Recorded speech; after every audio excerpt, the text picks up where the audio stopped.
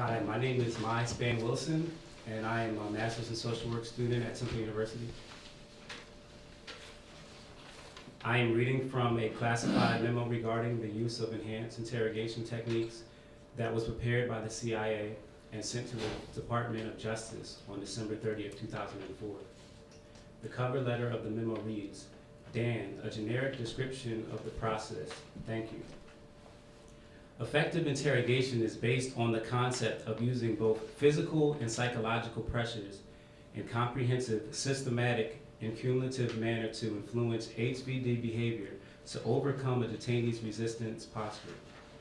The goal of interrogation is to create a state of learned helplessness and dependence conducive to collections of intelligence in a predictable, reliable, and sustainable manner. For the purpose of this paper, the interrogation process can be broken into three separate phases: initial conditions, transition to interrogation, and interrogation. Initial conditions: capture. Several words are redacted. Contribute to the physical and psychological conditions of the HVD prior to the start of interrogation. Of these, capture shock and detainee reactions are factors that may vary significantly between detainees. Regardless of their previous environment and experiences, once an HVD is turned over to the CIA, a predictable set of events occur. Rendition. The HVD is flown to a black site. During the flight, the detainee is securely shackled and is deprived of sight and sound through the use of blindfolds, earmuffs, and hoods. One line redacted. There is no interaction with the HVD during this rendition movement except for periodic, discrete assessments by the onboard medical officer. Upon arrival at the destination airfield, the HVD is moved to the black site under the same conditions. Reception at black site. The HVD is subjected to administrative procedures and medical assessment upon arrival at the black site. 5 lines are redacted. The HVD finds himself in complete control of Americans. 6 lines are redacted. The procedures he is subjected to are precise, quiet, and almost clinical, and no one is mistreating him.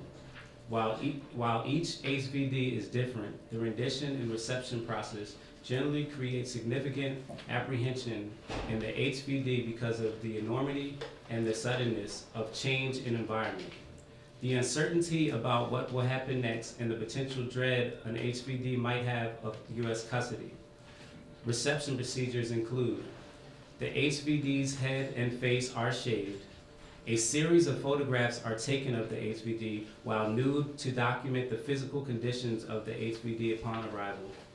A medical officer interviews the HVD and a medical evaluation is conducted to assess the physical conditions of the HVD. The medical officer also determines if there are any contraindications to use of the interrogation techniques. A psychologist interviews the HVD to assess his mental state. The psychologist also determines if there are any contraindications to the use of interrogation techniques. Transitioning to interrogation. The initial interview. Interrogators use initial interview to assess the initial resistance posture of the HVD and to determine, in a relatively benign environment, if the HVD intends to willingly participate with CIA interrogators. The standard of participation is set very high during the initial interview.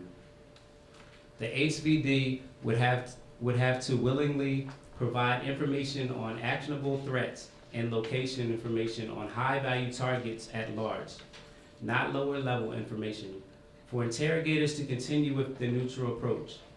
The rest of the page is redacted. I am Mai Spann-Wilson, and I am a grad student at Temple University.